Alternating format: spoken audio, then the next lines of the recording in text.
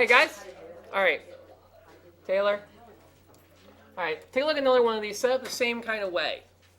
It's a polynomial with 4 terms, and I'm going to try to simplify it down so that I can pull a common binomial out of each group. The first group, which is 5y to the 4th minus 15y to the 3rd, and the second group, y squared minus 3y. So we take that first group, we say, well, what can we pull out of those two numbers?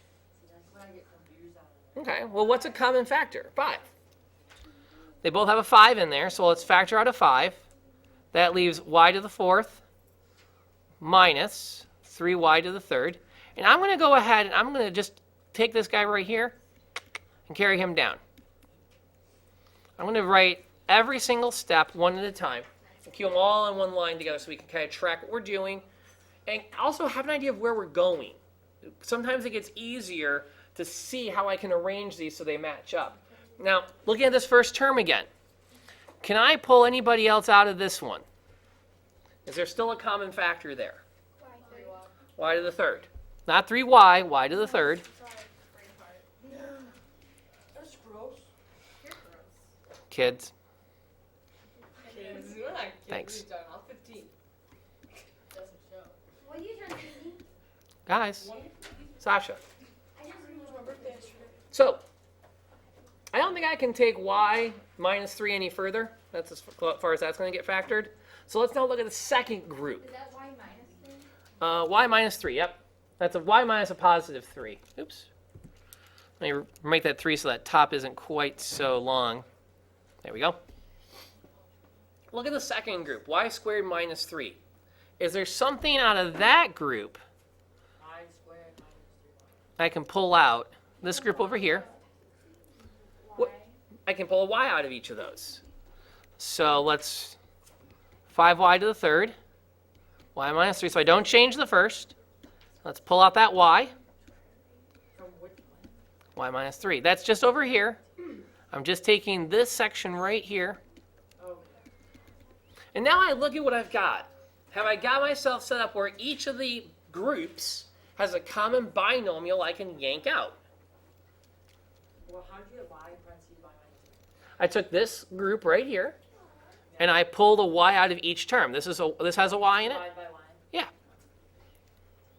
And now I can say, all right, is there a common factor between the two groups? Yeah, they each have a y minus 3 in them.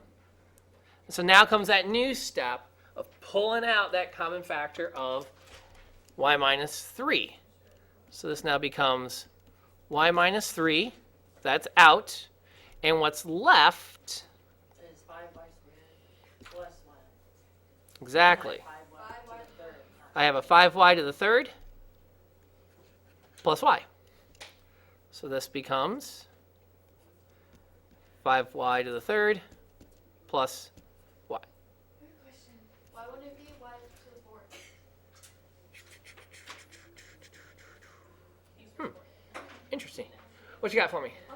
Does it matter if the parentheses switch? Because I just Nope, that's fine. 5. Yep. Okay. You're good. Although, you know, there's still one more thing that we didn't catch when we started that we still have to fix. What was it? I know. But Why isn't it 5y to the 4th? why isn't that 5y to the 4th? Because it's only y to the 3rd here. Yeah, but you could. Plus y. Remember, when you add bases, you don't do anything to the exponents. They have to have common exponents. Look at 5y to the 3rd plus y. Can I factor anybody out of that? Yeah. What? What? Y. One more y, yeah. So let's pull that y out. And you have to be on the lookout for this. You always have to ask yourself, can I factor these? That's why you should factor one side all out and then all side out and add them. And there's my final answer. Wait, can you be like, when you do. Guys, shh.